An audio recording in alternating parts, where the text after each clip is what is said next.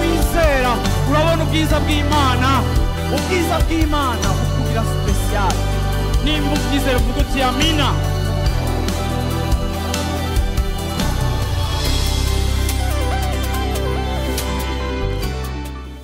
Haleluya. Ejo bundi ku munsi wa Mungu uheze twize ku ijambo tumaze iminsi turiko turiga ko kubijanye no kwiyegurira Kristo. Abo twari kumwe ku munsi waheze, ku munsi wa Mungu uheze, ndashaka kugaruka ku bintu twize ku bwa mbere. Twize kuri Kristo ku munsi wa Mungu uheze, twize kuri Kristo nk'akarorero canke nka model ya Consécration. Twafatiye ku buzima bwa Kristo kugira ngo tubone canke dutahure icarico canke akarorero ko kuba umuntu yiyeguye. Twabonye ibintu bishika kuri 4 bigize Kristo. Cambere twabonye yuko Kristo yari afise umutima wihaye, umutima wa data. Yari afise umutima ataciwe yisigarije, ariko yiteguriye kujana nase no gushitsa ubugombe bwiwe. Twaravuze ku munsi wahera ngo ntidushobora kuba abantu biyeguriye Imana tutari abantu bafise umutima wa Kristo, kuko uwo mutima ni utubashisha kugira gute kwishikanira Imana, kwiha Imana mu buryo bushimwa canke mu buryo bubereye, kubera Kristo, haleluya, ariwe karorero kacu. Kandi iyo tumwigira ko turavuga ngo Mana nk'umutima wari muri Kristo Yesu. Ikindi twabonye aho nyene nuko twabonye yuko Yesu icari kimugize ntiyigeze yumira kuco yarari, ntiyigeze yizirikira kuco yarari.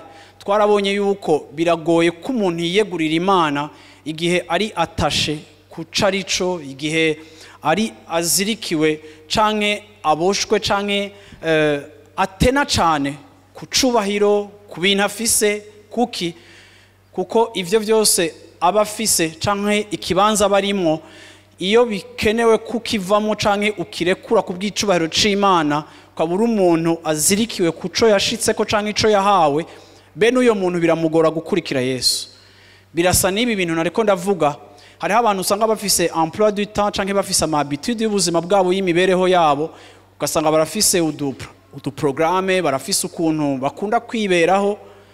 Wagira gutyo ukavuga ati nandi ndashaka gutangura amaklase, ariko kumva birimo sacrifice, kumva umenga biragusaba kuzohindura ingene ubayeho, bizagusaba kuzoriha amatransport uza ngaha, ukumva umenga ntushaka kurekura lifestyle umenyereye n'ivyo ubayemwo, kuko ntavyo ushaka nyene kubirekura. Ukavuga ati bana sinzi aho bizotangurira, canke ukaguma uvyegeza inyuma kuko utazi kwidetasha. Yesu yatubereye akarorero ku buryo yashoboye kwiyambura, kwidetasha kucubahiro no kungana nase, vyose akemera kabirekura.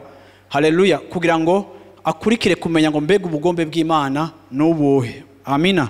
Kindi twabonye kigira gatatu nuko Yesu yafashe ishusho y'umugurano, yafashe ishusho y'umugurano canke y'umukozi, mu serviteur.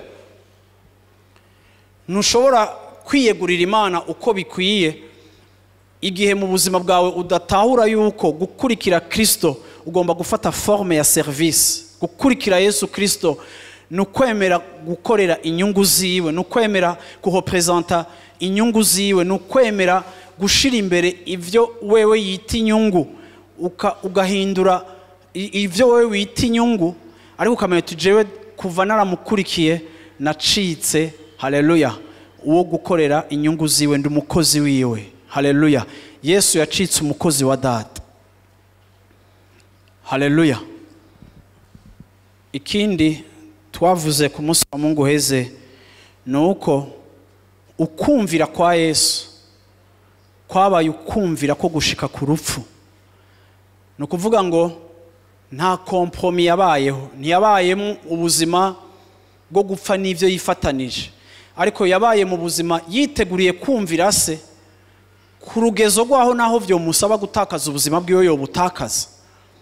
Muravyumva shengero ry'Imana, gukurikira Imana canke kwizera Yesu canke gukurikira uyu mwami twakurikiye, aho tuzorushiriza kumedita kuri iri jambo ngo twagukigwe mu gutahura ibigize umuhamagaro wacu twitavye wo kwitaba Yesu Kristo, ndagomba kubibutsa ngo nta excuse dufise yo kutumvira.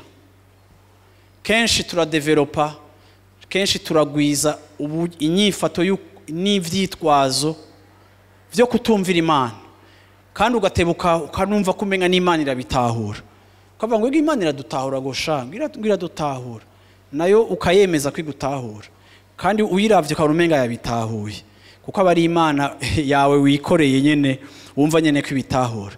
Ariko kandi Yesu nk'akarorero kacu ko kwihase yarumviye kugeza ku rupfu. Ubu bwami twinjiyemo, uyu mwami twakurikiye, ni warushiriza kugomba kuba umugabo n'umugore yiyeguriye Imana, ugomba gutahura yuko icimviro c'Imana uracubahiriza mu buzima bwawe. Haleluya. Kugeza naho bikenewe. Nabirangije ndabivuga ko na Petero yaravuze ngo nta uragwanya muri mwebwe icaha kugeza havisha amaraso. Petero yagomba kutwereka yuko hari habitwa twitangiye imbere, bobo n'ubuzima bwabo barabutakaje kugira ngo bashobore kugenda bumvira Yesu Kristo. Ivyo onya Petero yabivuga kugira ngo abantu bumve ko gukurikira Yesu Kristo ari privilege, atakintu na kimwe twoyiguza canke atanyungu nimwe yo mu buzima twoyiguza ngo duhitemo gupakurura Yesu tumushire kuri bande touche hama ngo dufate iyindi priorite ku buzima bwacu. Ariko kandi haleluya, tugomba kuba turi abantu biteguriye, dusenga uvuga uti Imana nshoboza kugukurikira peu importe ukuntu bimeze, yaba ama situation agoye, yaba ama proposition n'ibigeragezo Satani agerageza kunzanira nk'ama solution de rechange, ariko kandi vya affecta obedience yanje kuri wewe, unshoboze Mana kuvyirengagiza no kugukurikira. Bwana sifiwe sana. Haleluya. Muri kino gitondo ijambo nshaka guhagararako ni nirindi jambo. Nshaka kubaha ikindi gicapo cyo kwa Abrahamu. Uno munsi ndagomba kuba present umuntu wo muri Bibiliya, bamwe muri mwege mushobora kuba mutazi canke abandi bamuzi, ariko ni umugabo yitwa Eliézer. Eliézer yari umukozi mukuru w'abakozi ba Abrahamu. Ni nkuko novuga ko yariwe mukozi, niwe yari intendant w'inzu ya Abrahamu, niwe yari umukozi mukuru wo kwa Abrahamu. Uyu mukozi mukuru wo mu nzu yo kwa Abrahamu niwe yatumwa ama responsabilité akomeye, kandi ni nawe yategeka abandi bakozi bose Abrahamu yari afise, kuko Imana yari yaramugiriye neza. Muri Genèse chapitre 24 verset 1 havuga ngo Aburahamu yarashaje ageze mu zabukuru, kandi Uhoraho yari yarahaye Aburahamu umugisha muri vyose. Uhoraho yari yarahaye Abrahamu umugisha muri vyose. Siko iyi uru rugendo canke iyi nkuru ndagomba kuyikoresha kugira ngo dutahure urugezo rwacu rwo kwitanga, insobanuro dushobora kuruha dufatiye kuri Abrahamu n'umukozi wiwe Eliézer. Bibiliya yatubwiye ngo Abrahamu yaragize gute? Yarakuze, uravyumva, ariko kandi ngo Uhoraho yari yamuhezagiye mu bintu vyose. Iyi nkuru umugore wa Abrahamu yari yaramaze gupfa, ariwe Sara yari yaramaze gupfa. Abrahamu Imana yari yaramuhamagaye ifise umugambi ukomeye kuri we no ku muryango wiwe, ariko Abrahamu akagira umwitwarariko ukomeye kubijanye n'umwana wiwe Isaka afise ari umwe, kandi Isaka ari wategerezwa kuzoshitsa umugambi w'Imana. Isaka niwe yategerezwa kuzokora igikorwa ic'Imana yabwiye Abrahamu ku muryango wiwe. Rero Abrahamu yari umuntu muri ico gihe ciwe mu gukura, mu kuba atakibasha, yari afise umwitwarariko ukomeye, yari afise souci ikomeye yo kuba suri yuko umuhungu wiwe Isaka decision yo kurongora kwiwe igomba kuba neza, kuko nkugiye gushishikara ihamagagwa Imana yari yarashize kuri uyu muryango. Ukurongora kubi kwa Isaka kwari gushobora gutuma Isaka yivanga n'izindi mana canke ibindi bigirwa mana, bigatuma Isaka atakaza intumbero izo Imana yari yahaye Abrahamu zo kurikira Imana, agakurikira Imana. Rero muri pérennité canke muri continuité y'umugambi w'Imana. Imana yari ikeneye yuko Isaka, vyari bikenewe ko Isaka adapfa uko arongoye. Byari bikeneye ko Isaka adapfa umugore atwaye. Ariko kandi Abrahamu akaba ari affaibli, akaba atafise amagara amworoheye kubera ugukura no gusaza. Ariko hamwe no kuba adashoboye, akaba kandi atokwizigira umuhungu we Isaka ngo amutume kuja kwironderera umugore atazi maturité afise mu kujija canke atazi urugezo rwiwe rwo gucagura. Rero hagomba kubaho inyishu, kuko na Sara yari yapfuye atakihari. Hagomba kubaho inyishu, niho haca haza kwentervena uyu mugabo yitwa Eliézer. Bibiliya ivuga ngo kuri uyu murongo twasomye, kuri umurongo w'icenda, aho nyene muri iyo chapitre, ndi muri iyi chapitre gusa, Genèse 24 verset 9, havuga ngo nuko uwo mubwiriza ashira ukuboko munsi y'ikibero ca shebuja Aburahamu, amurahira nk'uko ivyo biri. Abrahamu yahamagaye Eliézer, aramubwira ati nshaka ugende kuncagurira umugore w'umuhungu wanje Isaka, kandi sinshaka ko umucagurira umugore muri aba bakobwa bo muri iki gisagara, ariko umutware iwacu, umutware ugende hariya aba ariho uja kurondera. Ariko kubera iyi decision ari decision ikomeye, Eliézer imbere y'ukugenda, Bibiliya ivuga ngo Abrahamu aramurahiza.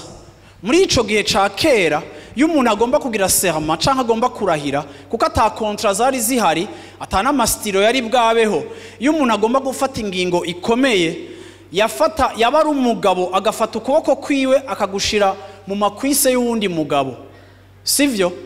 Nukuvuga ngo Eliézer yarinze kuza gushira ukuguru kwiwe mu maguru ya sebuja. Iki gicapu ugerageje kucimvira kiri compliqué, ariko nyene kiri compliqué nyene, ariko nico cerekana gravité canke importance y'iyi ndahiro. Abrahamu aramurahiza, aramubwira ati rahira yuko iki kintu ukugenda cumva kandi ndagifise mu bwitonzi, ndahira yuko na wewe ni waja kurondera aho umugore wanje, ni waja kurondera umugeni w'umugore wanje. Ayo. Okay.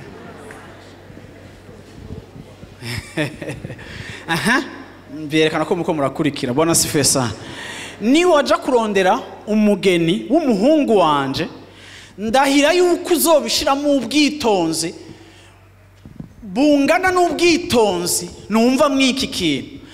Ndahira yuko iki kintu ingene uzogikora nk'uko nanje nogikoze, nuko atamagara mfise, nuko atankomezi mfise, nuko atanguvu ngifise, nawe nari kugituma, ariko ndabigutumye wewe. Ariko ndahira yuko uburyo uzobikora uzobiha agaciro nk'ako jewe nabihaye.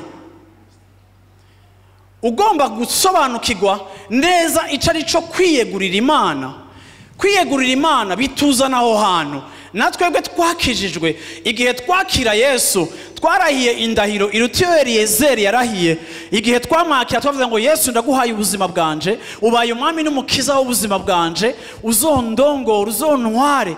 Ni nk'uko twarahiye imbere y'Imana. Nico gituma nta na rimwe Imana ituma uwo batanywanye. Eliézer ntibamutumye gusa kuko ari umukozi, ariko Abrahamu yarinze kumubonamo amakarite ya service, yamubonyemo ibimuranga vy'agaciro bimutuma yo mwizigira kuja gukora iki gikorwa cyo kuja kumubera mu kibanza. Baririmvyi bavuga butumwa, abakozi b'Imana muri ngaha, ndagomba kubibutsa uno munsi muri kino gitondo yuko twebwe igikorwa c'Imana dukora igikorwa c'Imana cyo kuja kurondera umugeni wa Kristo. Ntituriko turondera umugeni wa Isaka, ariko turiko turondera umugeni wa Kristo, uwo Kristo akeneye, uwo Kristo adutumye. Ariko Yesu ko atari ngaha atuma ishengero, atuma bizera, akatubwira ngo genda mu ndonderere umugeni, genda mu ndonderere umugeni wanje mu mabarabara, genda mu ndonderere umugeni wanje mu mayira, genda mu ndonderere umugeni wanje mu bubare, genda mu ndonderere umugeni wanje aho yishwe n'ivyaha, ndamukeneye. Ariko ariko kandi nubwo je ntashoboye kuhibera ndabiteze mwebwe ishengero yuko muzovuga ubutumwa bwiza gushika mu mahanga yose mukagenda kubwira abantu umugambi mwiza n'Imana nziza ibakunda kugira ngo bikunda abo bageni bave ku zindi mana basenga bajakariye baze kwegukira Imana yanyu vy'ukuri. Yesu ashimwe cyane. Igikorwa dukora ni igikorwa c'iteka. Ndagomba kubagira ngo umukristo wese yakijijwe yahamagariwe kuvuga ubutumwa. Naho wowe utazi ingabire Imana yaguhaye, naho wowe utazi umuhamagaro w'Imana ku buzima bwawe, ariko hariho umuhamagaro w'Imana universel, hariho umuhamagaro w'Imana ya rusangi kubizera bose. Yesu yaravuze ngo ni mugende mu mahanga, mugende muvuga ubutumwa bwiza, abantu mubazane, haleluya, mu bwami bw'Imana, abantu mubabwira ubutumwa bwiza. Ubwo butumwa bwiza ni inkuru nziza ivuga ko umwana w'umuntu yakuwe ku rubanza rwari hagati yawe n'Imana, bimusaba kwizera Yesu Kristo kugira ngo atakaze statut y'ubunyavyaha, yakire statut y'ubugororotsi itangwa no kwizera ico Yesu yakoze. Ivyo mwese mwarahamagariwe kuzana abantu mu gakiza, si responsabilité ya bamwe canke abandi, ariko mwese mwarahamagariwe gushinga intahe no kuvuga Yesu aho muri kugira ngo abantu bahindukire bamumenye. Rero Eliézer na engagement yiwe ni kimwe mu bimenyetso uravyumva kitwereka importance y'ico Imana yaduhamagariye. Bantu b'Imana, munyemere ndababwire iki kintu. Ndabizi urashobora kuburushe ukaburi ngaho. Ndabizi urashobora kuburemerewe, hari ibintu bitariko biragenda neza, uragwaye, ntumerewe neza mu mubiri, ntugize gute, hari bitaciyemo, hari bitagenze neza. Ariko munyemere ndababwire muri kino gitondo, mugu serva Imana yawe, mu kumenya ngo ndiko ndakorera Imana mu buzima bwanje, bizoguha amahirwe udashobora kwibaza mu buzima bwawe. Kandi ivyo, haleluya, bizoha insobanuro ubuzima bwawe ku rugezo udashobora kuvyiyumvira. Eliézer iki kintu yarahijwe, uravyumva. Ndashaka nakwereke kuri verset 10 ku murongo wa 10, umviriza ingene Eliézer abwira Abraham amaze kumusaba akamubwira uburemere bw'iki kintu. Umviriza ikintu avuga hano ha.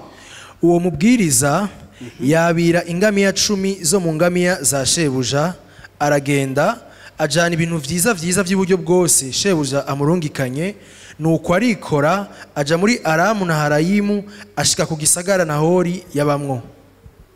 Haleluya. Ku murongo wa 12 arasenga ati, ewe Uhoraho Mana ya databuja Aburahamu, ndakwinginze mpa kugira amahirwe uyu munsi ugirire neza databuja Aburahamu. Haleluya. Eliézer yarafashe ibikoresho aragenda muri mission. Ibi bikoresho byose Eliézer yafashe, yaba ingamiya n'ibindi byose n'ubutunzi, akagenda muri Mesopotami, akagenda agiye gukurondera uyu mugeni wa Isaka. Yagiye afise umwitwarariko. Sinzi ko muri ko muravyumva, nibaza ko murashobora gusanta yuko Eliézer yarafise agapression mu mutima. None est-ce que vraiment mu kiganiro yagiranye na Abraham, yarabajiwe Abraham ibibazo bikomeye.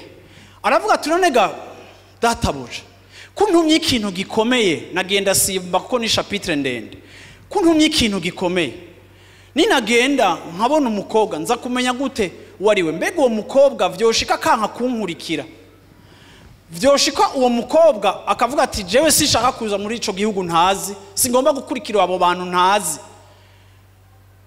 Abraham aramubarira ati, ego wowe genda,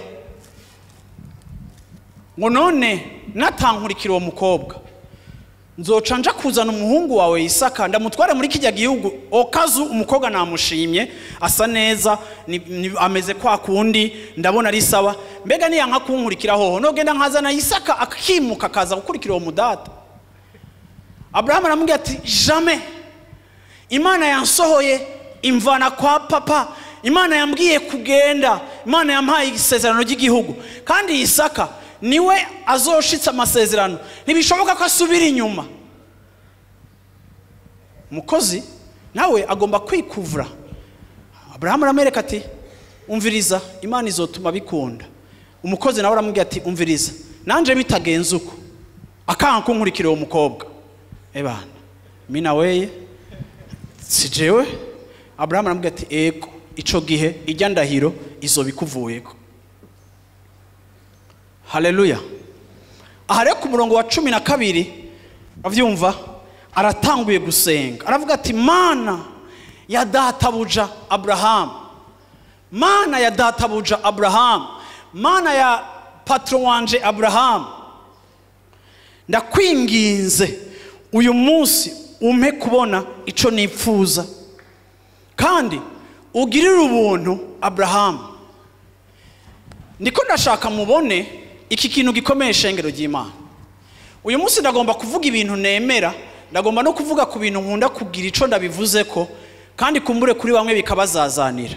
Ako ndagomba gukoresha iyi nkuru kugira ngo ndagufashe gutahura ukwizera kwacu ahantu kuri. Ndashaka mubone yuko Eliézer agiye afise ubutunzi bwinshi. Eliézer afise ibintu byinshi bikomeye. Ariko ageze mu nzira mubone iki kintu gikomeye, atanguye gusenga. Ariko atanguye gusenga aravuga ati mana ya databuja. Haleluya. Mana ya databuja wanje Abrahamu, ndasenze kugira ngo utume databuja yishugwa. Ndashaka mubone yuko Eliézer nubwo yariwe missionnaire, nubwo yariwe agomba gushitsa ubugombe bw'Imana, nubwo ariwe agiye gukora iki gikorwa, ndiko ndashaka kubereka ingene mu buzima bwiwe yari afise ukumenya yuko siwe yari conscient ya présence ya Abrahamu nubwo batari bari kumwe. Ntiyigeze yiyapropria, ntiyigeze yumva ko ivyo agiye gukora ari ivyiwe, ariko yagumye afise iyi conscience ya mission, yagumye azi yuko jewe ndi ntumwa. Jewe ndi ntumwa ya Abrahamu. Jewe si jewe ngiye kurondera umugeni, jewe si jewe nsengera urugendo rwanje, ariko ndasenga kugira ngo uru rugendo ndimwo mu izina rya Abrahamu rugira umugisha. Ishengero rya Kristo ikintu no munsi kitugoye kandi kikiriko kiratugora nuko tubayeho tutiidentifia na Kristo. Tubayeho tudafatanya ubuzima bwacu n'ubuzima bwa Kristo.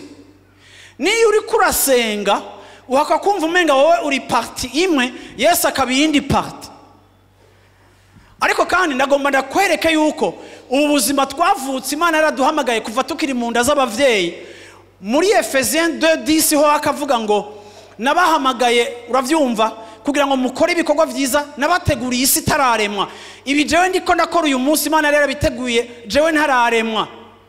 Nukuvuga ngo mwese ngaha muri mission, mwese ngaha muri mission. Imana yarabahamagaye, Imana bafise ku mugambi, Imana yarabahaye ubwenge, abandi baha ubukerebutsa, abandi baha ubukerebutsa, abandi baha creativity, abandi baha ibiki. Ariko ivyo bintu byose Imana yabahaye ntiyabibahaye gusa ngo bicike ivy'ifyeri ryacu, ariko Imana yabiduhaye kugira ngo tubitware muri mission, kandi kugira ngo n'igihe turiko turagenda turiko turasenga tugumane conscience muri twebwe yuko aho ndiko ndaja uko imyaka iri kiragenda ndiko ngenda muri mission ya Kristo, ndiko ngenda mu mugambi w'Imana, mu vy'Imana yanteguriye. Haleluya. Nico gituma Eliézer mu gusenga avuga ngo mana ya Abrahamu, mana ya databuja Abrahamu, ndasenze kugira ngo utume umusavyi wawe Abrahamu yishugwa.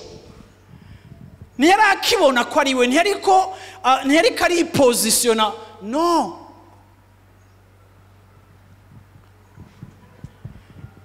Iki kintu kizogufasha cyane mu rugendo rwawe rw'agakiza, kumenya yuko wewe urugendo rwawe n'urugendo rwawe na Kristo. Haleluya. N'urugendo rwawe n'Imana, muriko murajana n'Imana, haraho mureye n'Imana. Atanguye gusenga kuko ntiyarashaka gupfukwa bikoze. Erega abantu b'Imana ba Kristo bene data ntidupfa ingene dukoze ibintu. Sindabi ingene abandi babikoze ngo bariko ndabikora. Uravyumva, ntidupfuko dukoze ibintu, dukora ibintu ko Imana ishaka ko tubikora.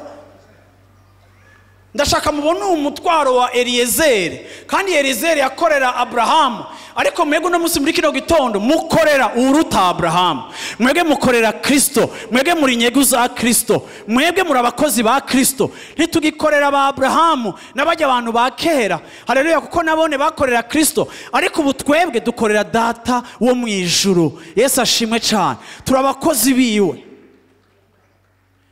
Ariko sinzi ukuntu mugenda mubona mu buzima bw'ishengero abakristo tugenda tudevelopa légèreté, turi leje mu byo dukora, dufata minenegwe ivyo tuvuga, dufata minenegwe ivyo tugenderamwo, tunegrije ibintu byose, ntitukimenya amalimite yacu, ntitukimenya ivyo twemerewe n'ivyo tutemerewe. Tugomba guharira n'abantu ku byo dukwiye kwemererwa n'ivyo tutemerewe. Ariko ndagomba muri uyu mwaka uve muri iyo chapitre yo kudiscuta n'abantu, ariko ureke no kudiscuta n'abantu, kuko bamwe n'abakonservateur abandi n'abayinovateur, amaposition y'abantu aratandukanye. Ariko ndagomba muri uru rugendo usenga uvuga ngo Mana ndasenze kugira ngo ngire urugendo rwiza kubw'umusavyi wawe Yesu Kristo wantumye. Mana ndongora ico nkwiye gukora, ugire uwo mwitwarariko wo guhimbara no gukora ibintu ko Yesu abishaka. Iyo twihenze tugashira abantu mu kibanza ca Yesu, uwo onyushize mu kibanza ca Yesu iyo ananiwe canke iyo abikoze nabi, nawe utangura kwiremeshereza muri faiblesse ziyo. Ngo none ko yatubwiye ngo tuze ngo turashika kare ngo muri repetition, cyangwa ko yatubwiye ngo tuze ngo turashika kare kuri eglise, none wewe kuno munsi yacerewe, reka shasha kutwifatira gusa je sizosubira kuzana zinduka gucyanya, ukabura hejeje kugumuka kuko umurongozi wawe yananiwe n'itegeko yashizeho, nawe ugacuva muri rya tegeko. Kubera iki? Kuko wewe urafise ikibazo ca référence. Yesu ashimwe cyane. Si pas rapport y'ivyo abandi bashoboye canke batashoboye. Twebwe urugendo rwacu rwose twaruhaye Yesu Kristo. Intambuko yacu n'ibikorwa byacu tubikorera Kristo. Uwo dushaka guhimbara n'uwo dushaka gukora ivyo ashaka akadushima ni Kristo. Umurongozi wanje ashizeho itegeko rikamunanira n'umuntu yananiwe, ariko jewe ngomba gushishikara gukora ico ngomba gukora, kuko je ndabikorera Kristo. Ni service à Christ, ni adoration kuri Kristo, ni gikorwa nkorera Kristo, ni yeguriye Kristo. Duhagarike gusenga abantu no gukurikira abantu no kunezereza abantu, kuko ivyo onya bizogenda bigabanya kalite ya service. Ariko raba uyu mugabo Eliézer aravuga ati Mana ya Abrahamu, utuma urugendo rwanje ruranigwa, utuma urugendo rwanje rugenda neza, kugira ngo shaka uyu muntu amasengesho yiwe yose, intercession yiwe yose, amasengesho yo mu gutondo no mu ijoro, amasengesho ya saa 9 y'ijoro ni yarayo kugaza ibitero, amasengesho ya saa 9 y'ijoro yarayo kuvuga ngo Mana ume gukora ibintu nkuko umusavyi wawe Abrahamu ashaka ko bigenda. Uyu muntu yari yanywanye na mission.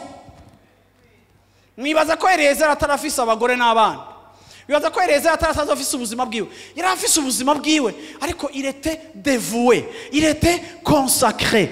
Yari umuntu presque atakiriho, ariko ubugombe bwa sebuja ariko bukonta, kandi sujet ya prière yiwe no gusatisfeza intumbero ya sebuja.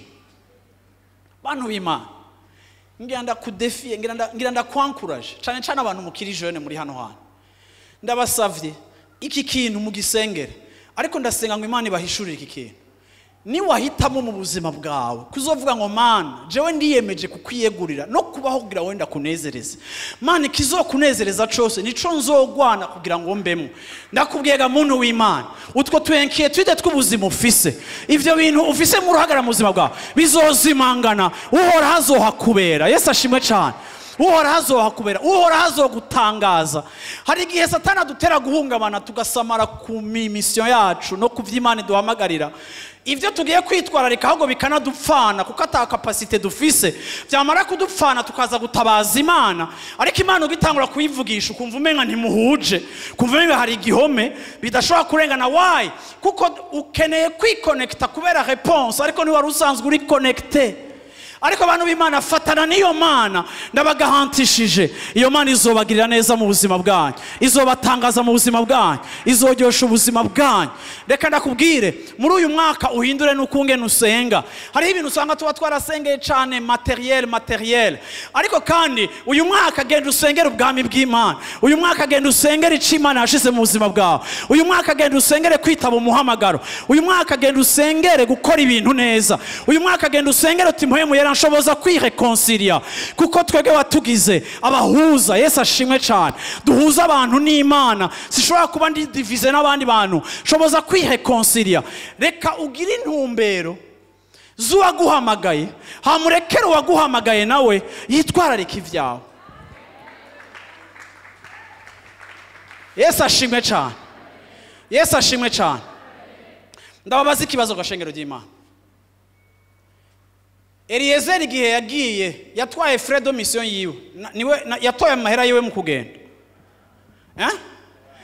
yatwaye ingamiya, yagiye ngo atwaye ibintu byinshi, yagiye atwaye ubutunzi bwa Abrahamu. Erega abantu b'Imana iyo twitavye tugakurikira Imana ntitugenda dutwaye ibyacu ko nta n'ivyo dufise, ariko ijya Imana ikurungitse ikurungikana n'ivyayo. Nico gituma agashengero ry'Imana twege ntidusengera cyane ibintu ngo tuhatebe kandi turizwa n'ibintu, ariko kandi wa wundi wakurikiye niyashima azoguha ibijanye na mission, azoguha y'ihoteri, azoguha ayadote, azoguha ivyankenerwa vyose bizogufasha, kuko aho uri kuraja uri kuja aho yakurungise, ivyo uri kurajamwo uri kuja mu vyiwe, azoguha ivyankenerwa vyose. Nico gituma birivuga ngo murondere ubwami bw'Imana no kugororoka kwayo, ibisigaye vyose bizogera gute? Bizoboma inyuma, azovyitwararika, kuko ntashaka ko tunanigwa, kuko hari ibikoresho twabuze. Isi yose nibiyuzuye ni vyayo, ifeza n'inzahabu ni vyayo, ivyankenerwa vyose ni vyayo. Haleluya! ni wabuwayo ivyayo bizocika ivyawe. Yesu ashimwe cyane. Ariko igituma tubitebako nuko somehow turabayo.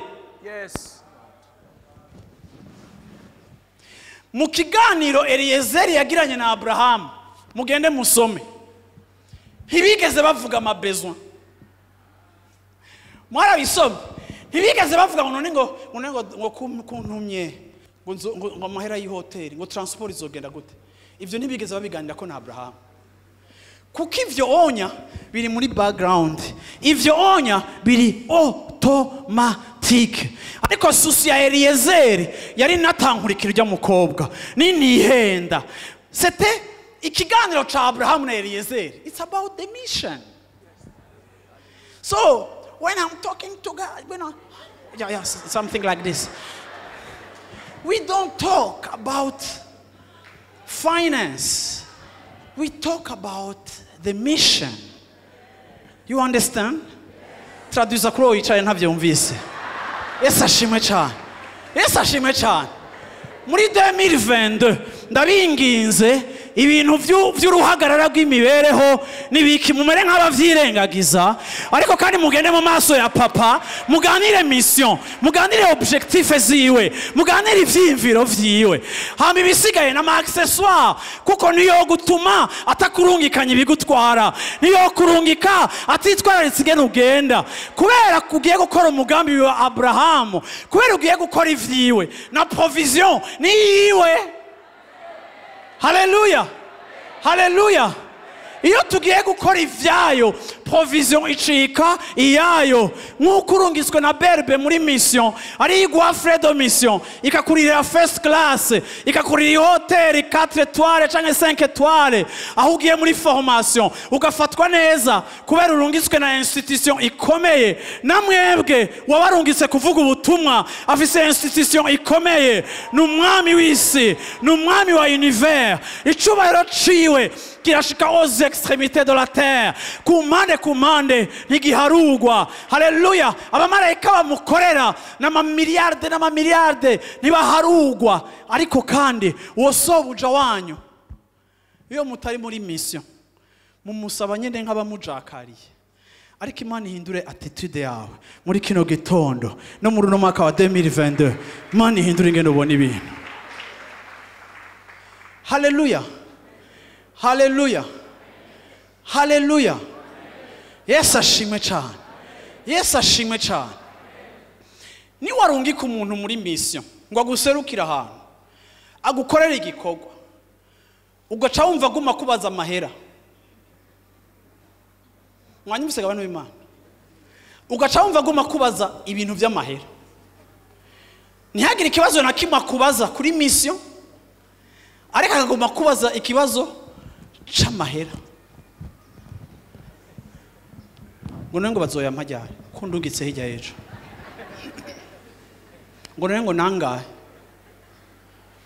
ngo nengo azokwira, ukirota uva mu maze isaha discussion yose haguma hazamo amahera, nta kibazo na kimwe arabaza kuri mission. Uzoca uhindura urungika, monsieur le directeur, uzoca uhindura urungika,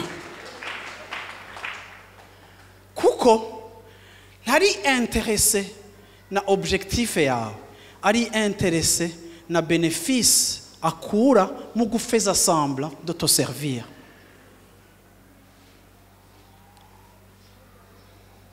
Haleluya, amen. 24-21. Uwo mugabo amushinga ijisho anumye kugira ngo amenye yuko uhoraho yahaye urugendo rwiwe umugisha canke atawo. Haleluya. Eliézer igihe yagenda, murazi ikintu yakoze. Eliézer yavuze ati Mana, kijya gihugu kirimo abakobwa benshi, kandi je vraiment sinzi amagu ya Isaka, ariko numvise amagu ya se, mission, umugambi. Ndasavye umukobwa nza kubona muri bajya abakobwa yatitse ku masaha yo kuja kuvoma. Abakobwa munyumvirize neza cyane.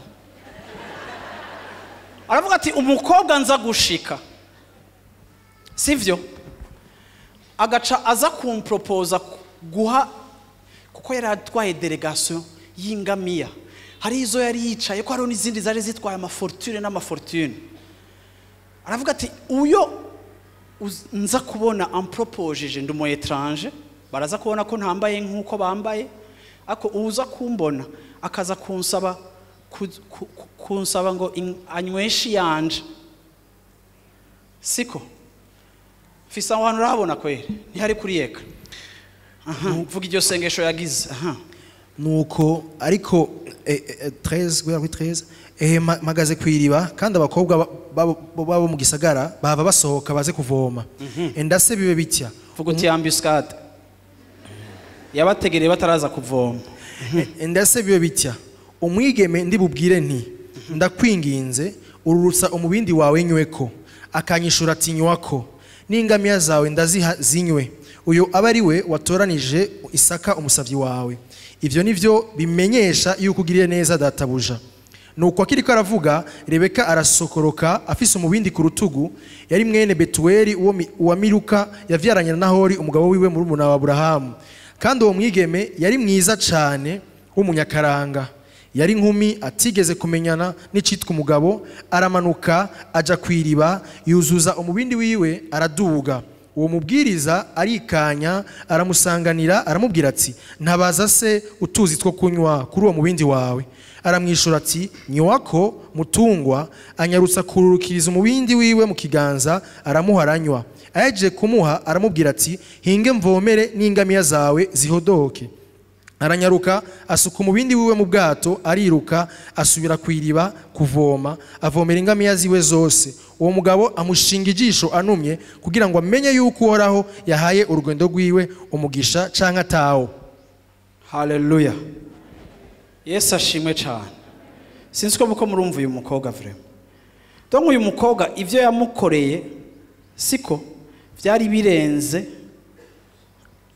ndavyite gute, vyari birenze ivyo yasavye. N'est-ce pas mes chers amis? Nabwiye rero abakobwa, ari abahungu basenga ngo Mana ngo mu mukobwa.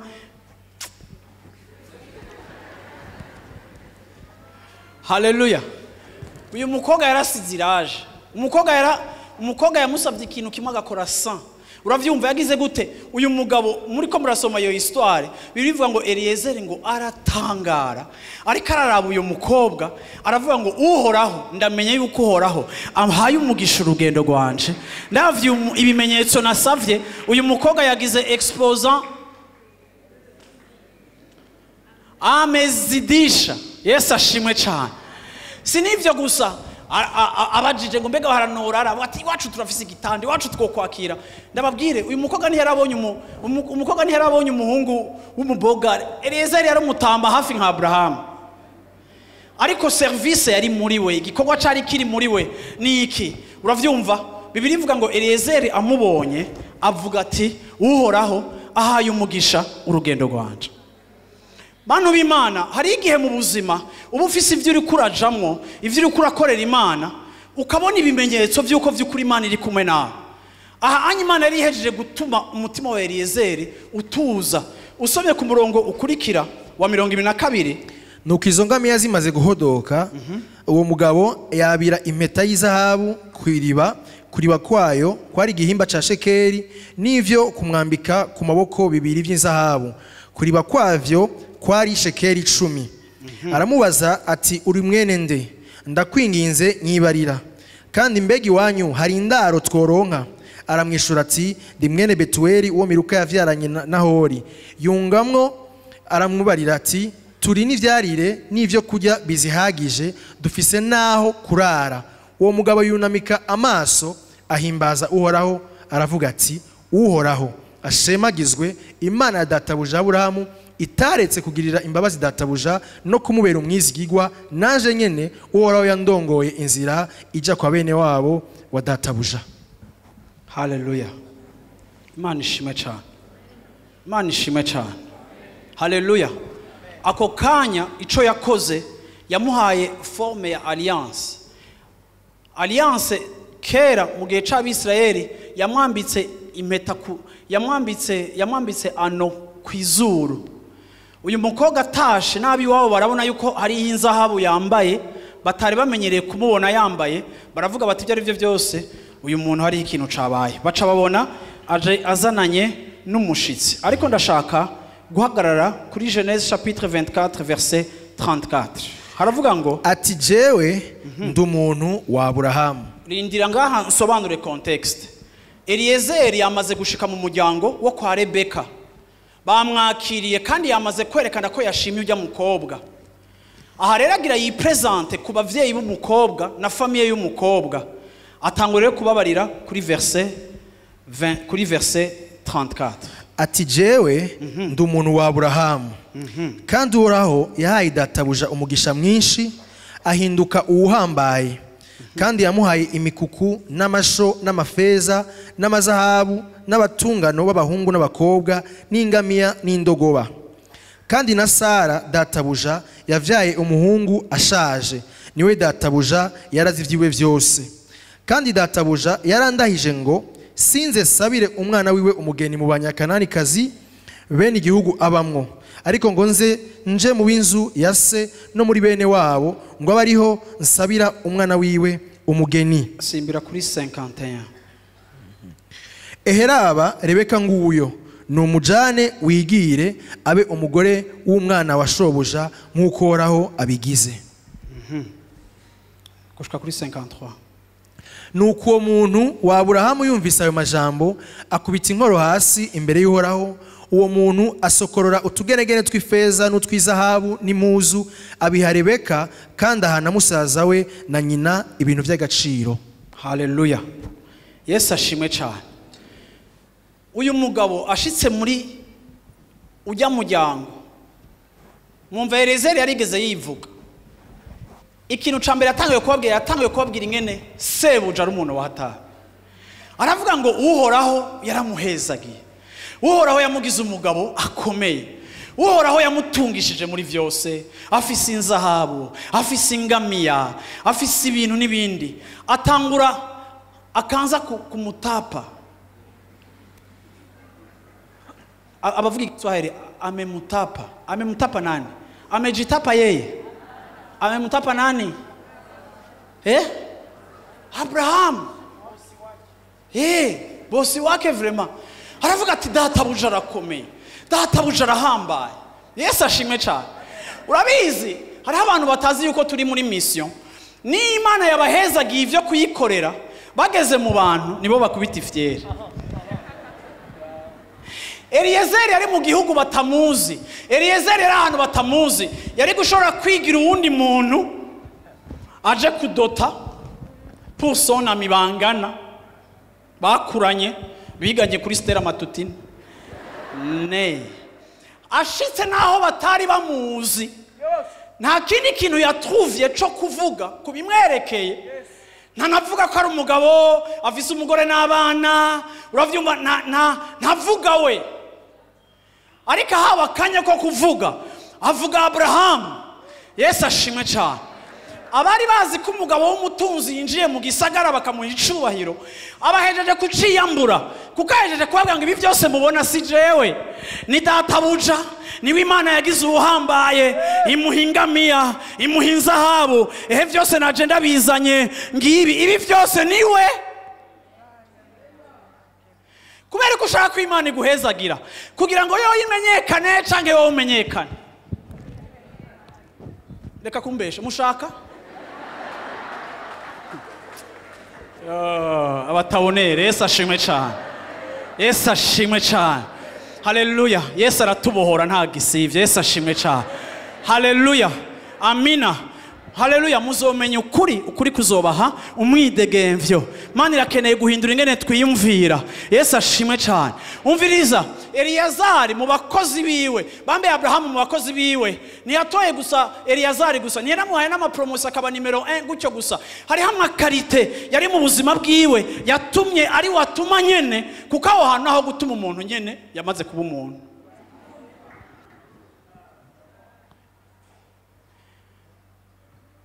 Hari ivyo twifuza gushikako, ariko Imana ikaturaba ikavuga ngo umunsi uzo buri munsi ya projecteur ni wowe uzoshigwa hejuru, je bazonyibagira.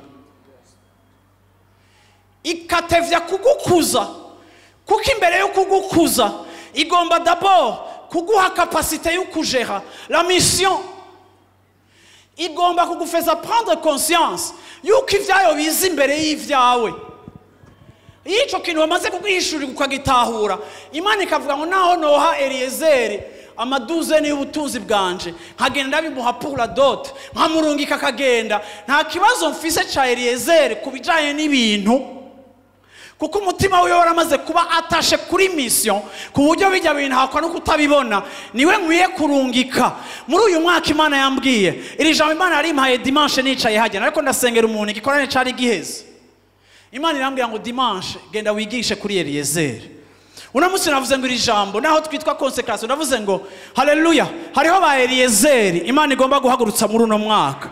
Hariho abantu Imana igiye gutungisha ku bwayo, hariho abantu Imana igiye guhagurutsa ku bwayo, hariho abantu Imana igiye kwekipa ku bwayo, hariho abantu Imana igiye gushiraho ivyayo kuri bo, kubera quelque part imitima yabo iri aligné kuri mission no kucimviro cayo. Yesu ashimwe cyane.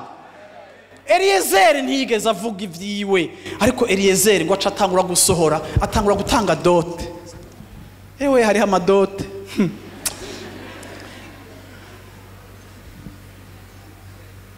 Umunsi je na dota, madamu wihangana. Vuga uti hariho amadote.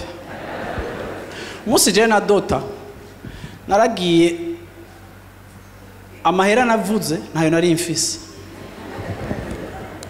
Madame arabaza bizogenda gute, naye ndavuga gutya nyene nk'umuntu nyene mo marié capable. Ndamurungika aja gutanga raporo y'amahera.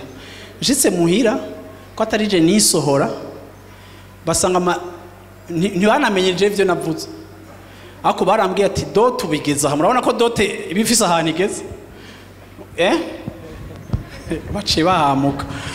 Hari ahantu ibigeze nyene, haba hariho dote nyene yaho nyene ubu bageze aha. Rero nanavuze menshi.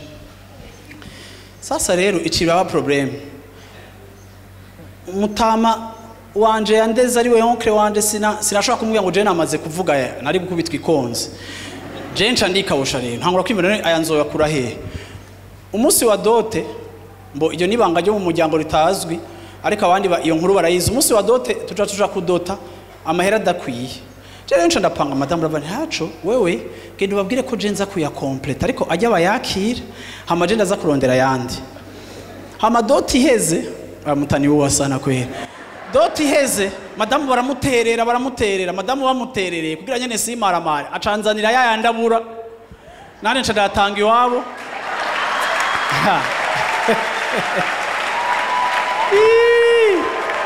urenda afise ideni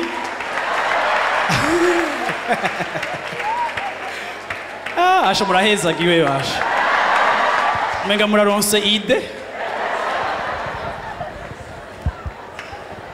vuga uti hariho amadote subiramo uti hariho amadote Eliézer isha n'ivyari ivyo Eliézer yaramanuye ingamiya ku ngamiya ingamiya ku yindi nzahabu iki bakaraba uravyumva umviriza abantu nibari bamuzi Abrahamu ariko bariko barumva ico Eliézer agapakurura ikivaze nk'iki inyacinza habo abakarani bakaza bakakimufasha bakagiterura bakakidepoza akabana akavuga ngo je wahomva databuja wanje Imana yaramuhezagiye umviriza vyari bigaragara ko yamuhezagiye akagenda agapakurura urundi mufuko akagenda kazana koli ya belle-mère akamwambika inzahabu uravyumva emeraude zizunguruka ifeza nibiki abantu bakavuga ati ivyo ari byo byose mwari mubiziga abantu b'Imana hari ibintu uvuga ku muntu abantu bakavuga ngo nanje ndashaka kumenya Abrahamu shengero ry'Imana natwe Imana yaduhamagariye kubwira amahanga Yesu Kristo kubwira umugeni wa Yesu atazi Abrahamu na Isaka kubwira umugeni wa Yesu atazi Yesu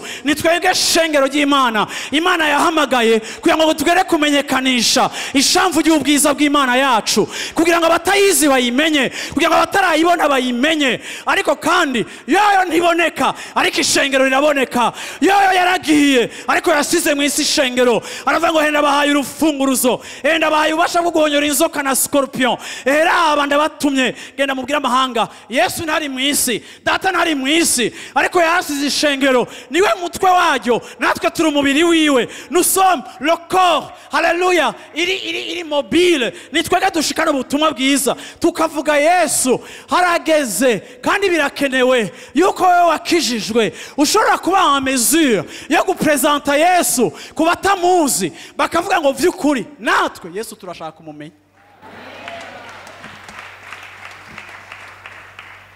bantu b'Imana c'est ça la bénédiction ibi bintu vyo kuguma tubwirwa ibintu c'est pas l'objet ibintu c'est pas ibintu si yo ntumbero yo ibintu Eliézer ibintu so arabigutekerera mwibaza ko Eliézer yashikiye he mwibaza ko Eliézer yari amerewe gute yari afise confort Imana imuha kuko ntiyo gutuma ntiguhe ikibazo nuko turashaka kwiduha tudashaka kwitaba umuhamagaro rimwe nayo igateba kuduha kuko ishaka kudukundisha umuhamagaro imbere yo ikabanza kudukuramo inyota y'ibintu ngo idukundishe umuhamagaro kuko iraharura muri timing ikavuga ngo niyabiguha utarakunda umuhamagaro bizogutwara ahandi bizogufatisha iyindi nzira bizogutwara mu yindi direction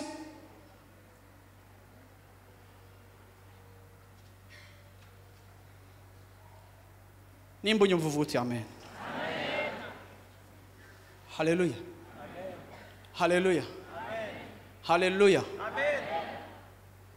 atangura gusohora ibintu byose arabitanga haleluya atanga amakado agira gute uravyumva atanga impuzu atanga ikintu cyose bamurungikanye Yesu ashimwe cyane haleluya ndashaka usomere Fiston 1 Pierre 2:9 verset yacu duhagaze ko cyane muri no mwaka 1 Pierre 2:9 haleluya ndashaka mvuga iki kintu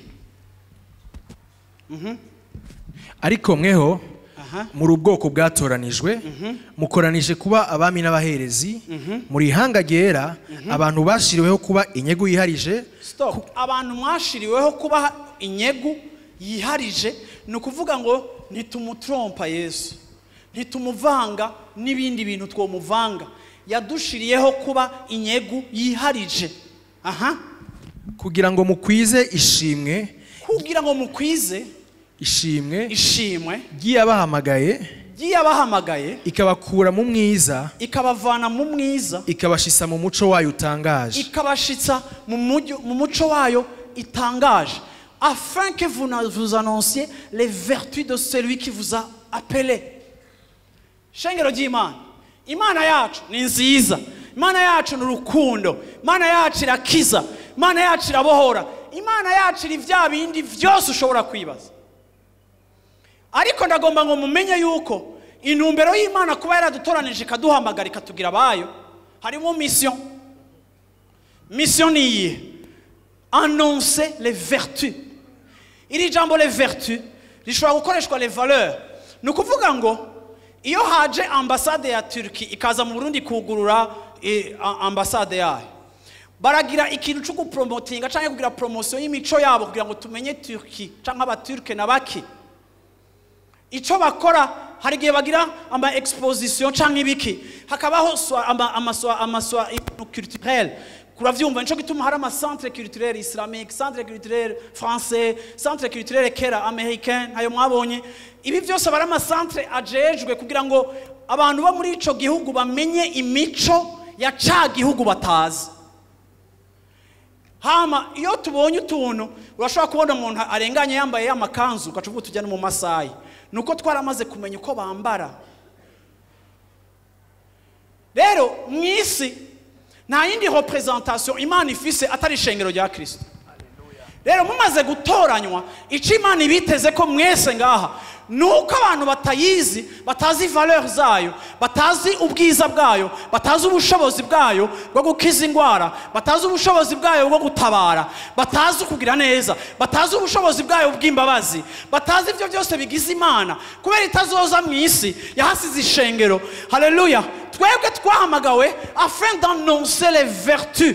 Nukuvuga ngo umaze gukizwa uri muri mission yo kumenyekanisha ishamvu ubwiza bwayo icirico. Nukuvuga ngo ici Imana iri d'abord kiri no mu ngeso zayo. Iyo turiko turavuga abantu bakwiye kumva ko tuvuga nk'abana bafise ahantu barerewe atari ahandi abandi bose. Iyo turiko turakontribuye ivyimviro abantu bagomba kumva yuko mu vyimviro vyacu hari izindi valeur. Bakakubaza ngo wize he? Musi mu papa wo mu professeur akomeye yicaye ngaha kuri mariage, twicaranye muri reception amaza ngo wiziki, ndagira isoni kuko kimubwira ko nta kihari fait. Ukuravyuma aca ntarishura cara avance aravuga ngo ndavye ingene uvuga jewe ndi professeur nize ibi nize communication nagize gute, ndavye ukuntu uvuga bantu b'Imana ukuntu panze nibiki arambarira uravyumva biheza ntishuye heureusement ko at'insiste. Ariko yaraje kugira conclusion ivyo jewe nize, ariko navyo nize. Ariko kandi aho tuva n'Imana twamenye, n'Imana twahawe, hari ivyiduha, hari ingabire zayo, hari amavuta yayo. Iyo rero turiko turabitanga abantu bakabona ubwenge bakarondera ko twize avarde naho twageze. Ariko kandi nubwo bwami duserukira n'ubwami bw'ubwenge, n'ubwami bw'agaciro, n'ubwami bufise ivyo buha abana babwo bagenda bakagaragaza ubwiza bwo kwa Abrahamu, inzahabu zo kwa Abrahamu, uburyo bwo kubaho bwo kwa Abrahamu. Abantu bakamenya Abrahamu sans toutefois le voir. Ariko kuko abana canke abakozi nous devons être une représentation uravyumva authentique yo twaje dukorera. Birateye isoni iyo ari twebwe twakijijwe turababandi ku kazi. Abiga gutoroka bavyigira kuri wewe, abiga kwiba ni wowe baha astuce. Faux. Ou fauve. Tu nous fais honte. Tu fais honte à ton Dieu. Non.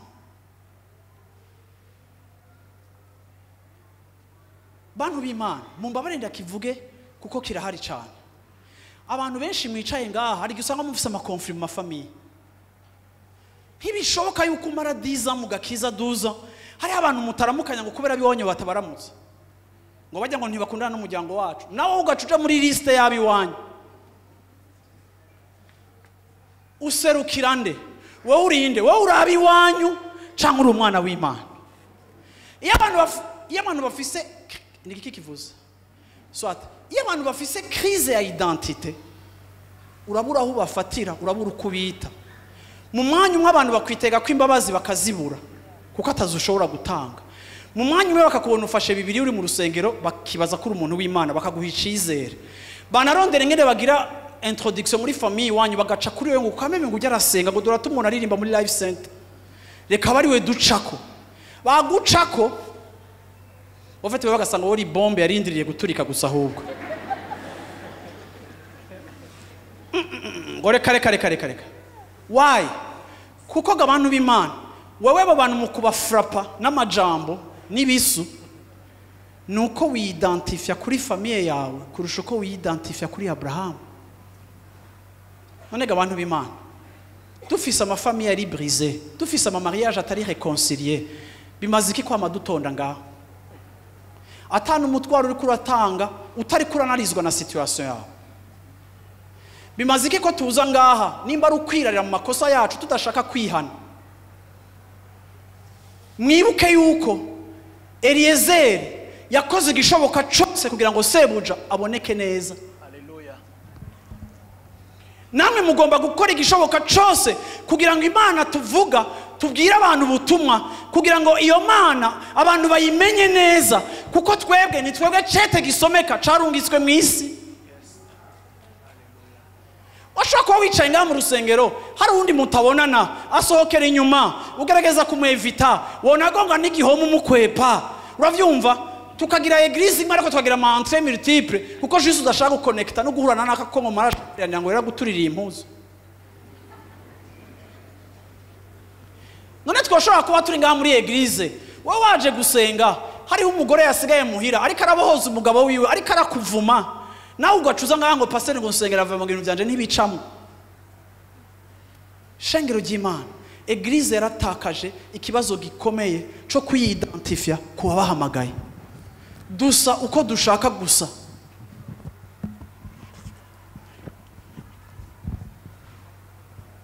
Birangora kumva ubu Kristo budafise transformation y'ababuhawe. Ikibazo dufise niki abantu ntibari consacré, abantu ntibihaye Imana convenablement, abantu barakina ivy'Imana, abantu barakina ikarata y'Imana, kumbure vyova ku Mana, kumbure vyova ku bantu, kumbure vyova ku Mana, kumbure vyova ku bantu. Ugashaka mu ruhande rumwe guhimbara Imana, mu rundi ruhande ugashaka guhimbara abantu. Ntibishoboka. Quand tel homme ari vacillant, atari stable, ntihagire ico yitega kuronka ku Mana.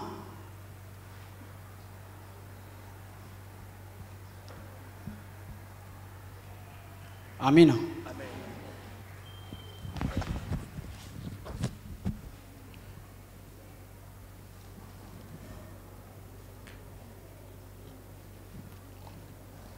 Hariho verse iri ngaha nashatse gusoma. Verse 12 aho nyene muri Petero. Mugire ingeso nziza mu mahanga. Mugire ingeso nziza mu mahanga kugira ngo umviriza igituma mukwiye kugira ingeso nziza. Uko muranye bagashengero ry'Imana. Igituma je nawe dukwiye kugira ingeso nziza. Igituma je nawe dutanze umutwaro ukwiye kuba umutwaro uri associé n'ico dushaka kubona mu ngeso zacu. Igituma je nawe tudakwiye kwirengagiza ingeso zacu. Igituma je nawe dashanga ngo n'ubuntu bw'Imana shango twese ngo tuzoja mu ijuru nk'abacitse ku icumu ngo n'ubuntu tu uravyumva ngo niko buzodushikana. Fine. Ariko kandi ivyo nibikwiye jewe kuntera kudohoka kuri objectif z'Imana ku buzima bwanje kuko Imana ivuga ngo mugire ingeso nziza. Kugira ngo no kuvyo babavuga nabi nk'inkozi z'ibibi ibikorwa vyanyu vyiza babona bize bitume bahimbaza Imana. Bagira gute? Bazohimbaza nde? Bazohimbaza jewe? Sinzi ko murabibona. Wango gira ikishango kameme bifoka abantu bakubona neza. Umviriza iyo uri kuragira neza si kugira wewe abantu bakubone neza. Iyo uri kuragira neza ni kugira abantu babone neza Imana igutera kugira neza. Mwavyumvise gashengero ry'Imana? Mwavyumvise? Kugira ngo ibikorwa vyanyu vyiza babona bize bituma bahimbaza Imana ku munsi ibagendereye. Reka ndangize mvuga ngo iyo mpwemu yera ashaka kuzana umunyabyaha mu gakiza, kimwe mu bintu mpwemu yera yikorako aje mu buzima bwa Igor. Igor akaba yaragararije, akaba yaragwanyije ivy'Imana, akaba yaragize gute. Iyo mpwemu yera aje rero kugira action finale kuri Igor, kugira ngo yugurure amaso yiwe ahishurirwe akurikire Kristo. Kimwe mu bintu mpwemu yera ahora akoresha témoignage Igor yaronse muri voisinage yiwe ya bene data. Mpwemu yera kereka Igor bene data. Mwari mubiziga abantu b'Imana, Imana itwereka amahanga igihe yagendereye kugira ngo bakizwe, ikabereka ico turi kugira ngo kibe ikintu canyuma kiba convaincre guha ubuzima bwabo Yesu Kristo. Rero nimba Imana igomba kukwitiza kugira ngo abandi bakizwe, mbega iyo uravye ubuzima bwawe wowe uri tizable. Donc Imana yo kwitiza kwera, Imana yo gukorerako, uravyumva, Imana yo gufatira kikavuga ngo raba.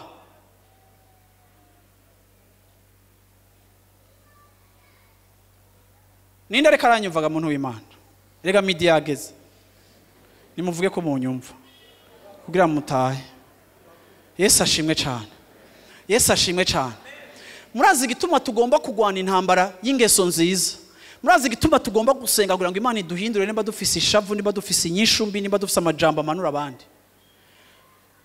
Kuko Imana itwubakira ko icirikira kora mu mahanga. Nanje numva nshaka guhinduka naho ndi pasteur wawe, numva ntashaka kwijustifia mu magafe yanje. Nanje ndagomba ngo Imana ishishikare kumpindura kugira ngo bishoboke je ngume mbe iketi Imana ishobora kwitwaza iyo ngiye kuvuga ubutumwa n'ingeso zanje zikavuga ubutumwa. Bantu b'Imana muze mwirinde impwemu ya incrédulité iyo yamaze gufata ubuzima bwawe ku buryo utagira désir ya réconciliation igihe uri muri conflit, ku buryo udashobora gusaba pardon nimba uri umugabo cyangwa uri umugore wateje ikibazo ahantu ukabwira uwo mubakanya ati pardon.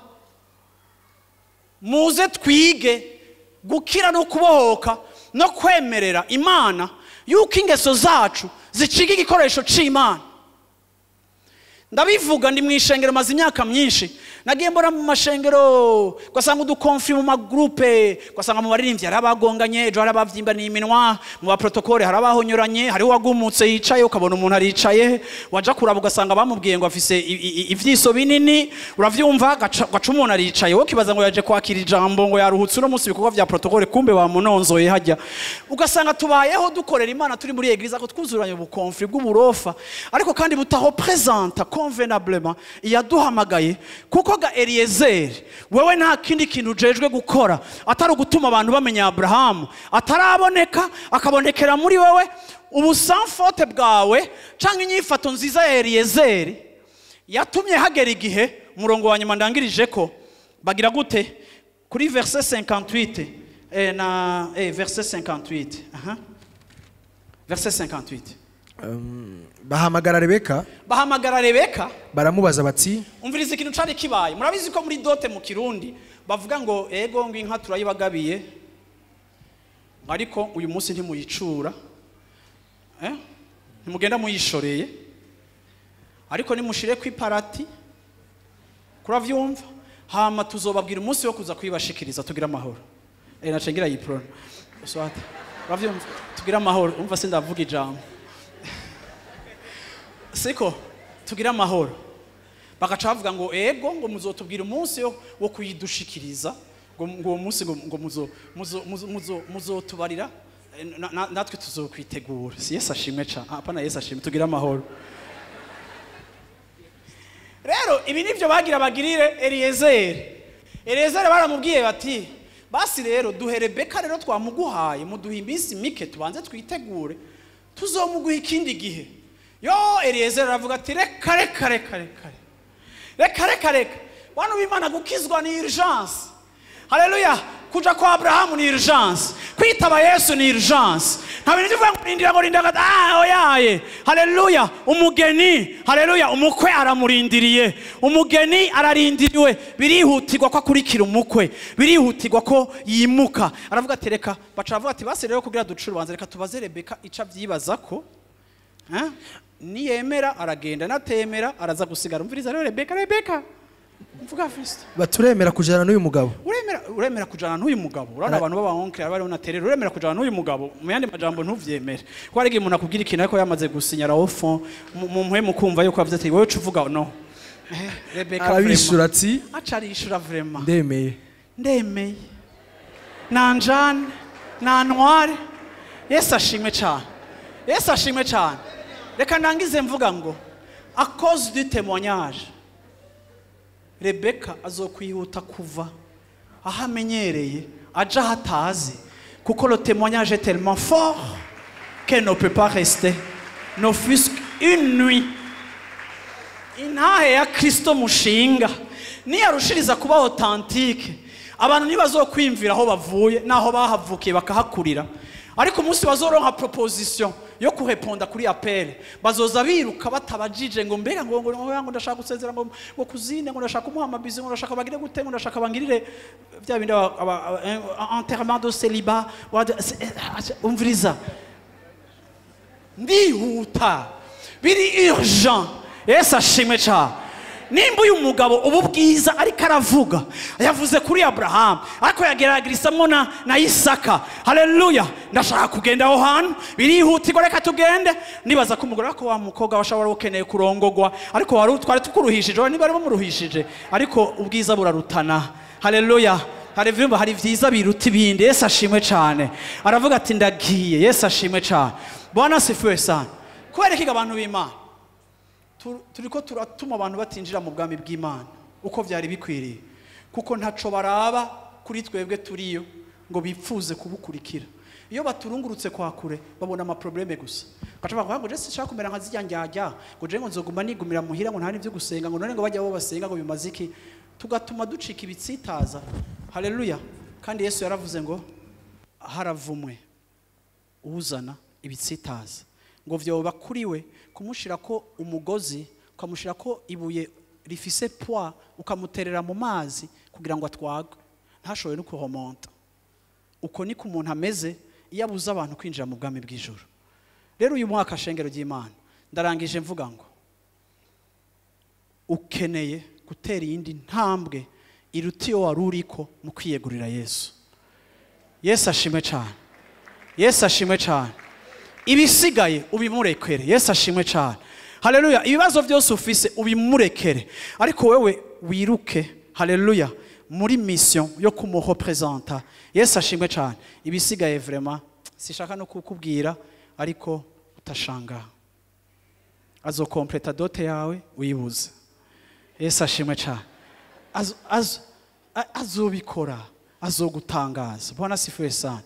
Munyemerere dusenga Imana tuvuga ati Imana mu mutima wa Eliézer. Haleluya. Wo guserva Imana corps et âme. Yesu ashimwe cyane. Mu mpera z'uku kwezi kwa mbere turangiza dimanche ya nyuma y'ukwezi kwa mbere murazi ko indwi ya nyuma tuba dusenga. Dimanche ya nyuma y'uku kwezi azoba ari le 20 le 30 azoba ari le 30 dimanche ya nyuma. Shaka gusengera ishengero vraiment kubijanye n'uyu mwaka wa 2021 tuzoba twashizeho urufatiro turavuza ibintu byinshi ariko ndashaka kuzogira igihe cyo gusengera imiryango iri ahantu gusengera abantu bari ahantu. Haleluya. Ariko kandi icari cyo cyose ukeneye gufashwa ariko ntusubire gupakurura ivy'Imana ngo ugende ubikengera ariko kandi uyu munsi umuntu wese avuga ati Imana quelle ma mission hama ufokaliza amaso yawe kuri mission ntusamare. Muri kino gitondo tugiye gusenga. Ndumva ashaka gusenga. Yesu ashimwe cyane. Ndumva ashaka gusenga. Haleluya. Haleluya. Haleluya. Yesu ashimwe. Ndashaka kubwira ngo Imana iratungisha abo yatumye. Imana iratungisha abo yarungitse. Imana iratanga provision kubo yarungitse. Imana izoguha ibintu. Imana izogukorera ibintu. Imana izokwitwararika. Imana izokwisharja mission yawe. Ariko kandi birakeneye kuba muri mission. Birakeneye kutahora ko turi umubiri uri muri mission. Haleluya. nimba uri ngaho ukaba utarakira Yesu ukavuga uti je sindakira Yesu, wowe uze ngaho imbere dusenge kuko ntibiteye isoni kwakira Yesu. Nimba uri ngaho ukavuga uti ndashaka kuri uyu munsi mbere yuko dusenga n'abandi ukavuga uti ndashaka kwakira Yesu, ndashaka wewe kuguhamagara, uze ngaho imbere uvuga uti Mana uyu munsi ndahisemo kugukurikira, ndaguhaye ubuzima bwanje, ndakwihaye uyu munsi ndahisemo kuba wawe, ndavuye mu byo narindimo, ndavuye mu buzima bwanje, ndahisemo kukwakira.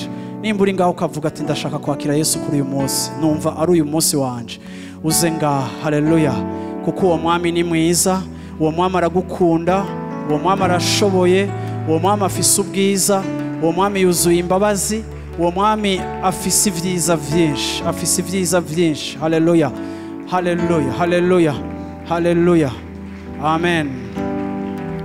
Haleluya, haleluya.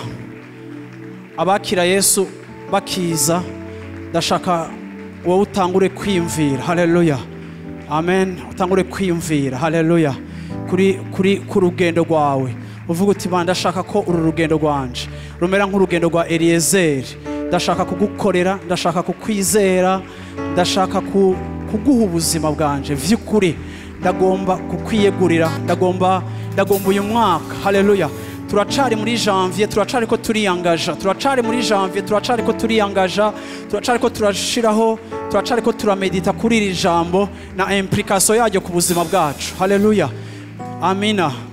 Haleluya, Imana ishimwe cyane. Haleluya. Abadufasha kwakira abantu bizera bakira Yesu, muze hafi y'aba bantu kugira ngo tubasengere. Haleluya, amen. Imana ishimwe cyane. Bashobora gusubira mu mwe muhagaze ngaho imbere inyuma yanje muvuge uti Mwami Yesu, kuri uyu munsi ndemeye ko ndi umunyavyaha, naragucumuye ko sinagendeye mu bugombe bwawe, umbabarire unyoze n'amaraso yawe. Kuri uyu munsi ndizeye mu mutima wanje yuko wapfuye ku bwanje kandi ko wazutse, kandi ndatuye n'akanwa kanje ko ubaye umwami n'umukiza w'ubuzima bwanje. Ndakwizeye Mwami, unshoboze kugukurikira, unshoboze kujana nawe iminsi yanje yose yo kubaho. Sigishaka kugendera mu buzima bwa kera, ariko kuri uyu munsi ndahisemo kugukurikira no gucika umwana wawe. Urakoze kumbabarira, urakoze guhanagura icaha cyose nagendeyemo, urakoze kungira mushasha. Kuri uyu munsi ncitse icaremwe gisha mu izina rya Yesu Kristo, amen, amen.